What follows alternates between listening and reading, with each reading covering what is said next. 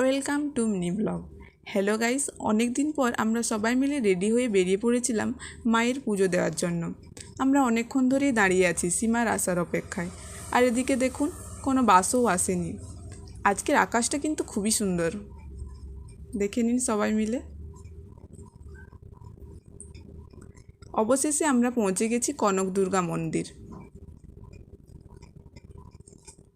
আমরা কিছু ছবি তুলে নিলাম আর আমরা একটু ভিডিও করে নেব।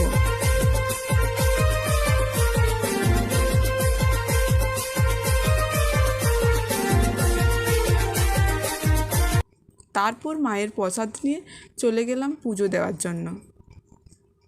মন্দিরেতে ভিডিও করা বারণ ছিল, তাই তোমাদেরকে আর মায়ের মুখ দর্শন করাতে পারলাম না।